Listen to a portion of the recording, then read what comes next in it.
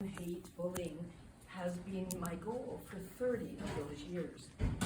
I had the privilege of assisting the first Holocaust survivor who was brave enough to come out and speak his story after it was discovered that Keekstra had been teaching Holocaust denial for 20 years in Alberta.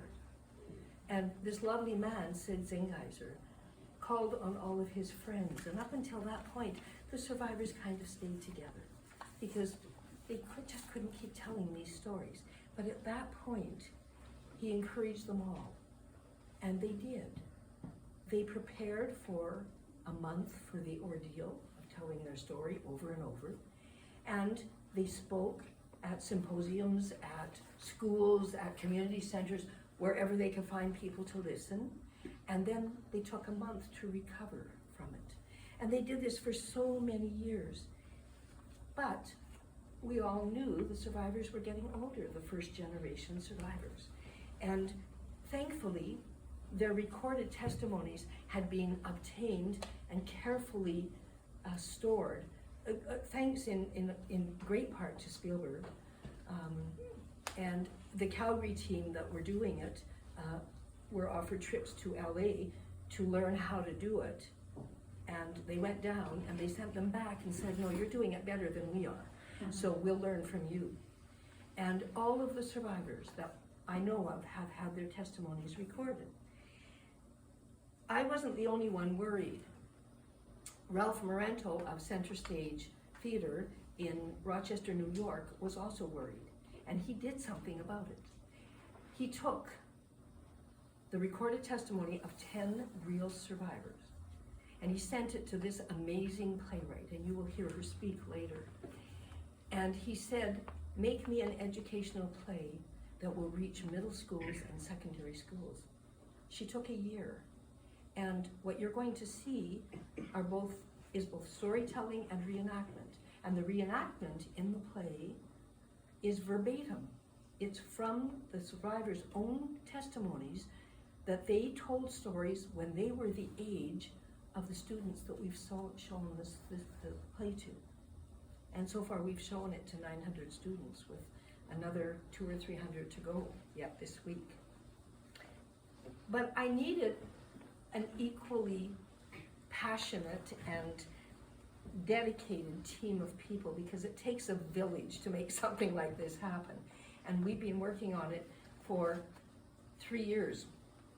We had hoped to present 2 years ago, and of course, COVID hit. So in order to keep the momentum going, this remarkable group of people that I put together, well, I'm going to backtrack just a bit. The partners that I found to collaborate with was the Victoria's Shoah Project, which have been doing so much to keep the stories of the Holocaust going. And they partnered with me, as did so many people that I spoke to, everyone we spoke to. The Minister of Education at that time was Rob Fleming. And Rob, thank you so much for coming tonight. You are very close to my heart. And we presented to Rob. And without missing a beat, he said, this is amazing. This dovetails right with the new curriculum that we're developing, addressing hate and racism. Minister Whiteside, who is the current Minister of Education, we met with her and we made a presentation and she jumped right on the bandwagon. And these wonderful ministers provided letters for us. And you need that kind of information in order to put the word out and get into the schools. So without the support of them, this project wouldn't have happened. So Rob, thank you. You were part of that initial team. The 6 of us that formed this committee met every 2 weeks on Zoom for 2 years. How's that for dedication? Because we wanted to keep the momentum going, and during that time, we collaborated with the University of Victoria, both with their Germanic and Holocaust studies, and with Applied Theatre, who helped prepare some exercises. We made an amazing study guide.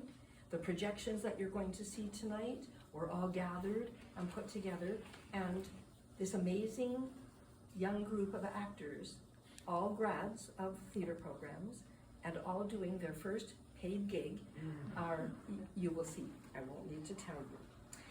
We have historians, Holocaust historians, that are coming to every school with us as part of the presentation to the students. We have volunteers, front of house, costumes, I mean, endless amount of people who have helped us with this show. And the village is committed to it.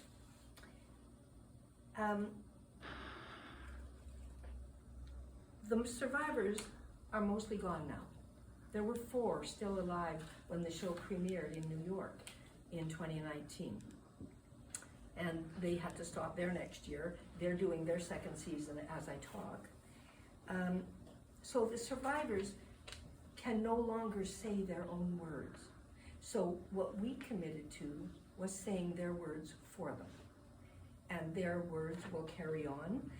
We're keeping their memory alive, and we're carrying on the task of educating future generations for, I hope, many, many years.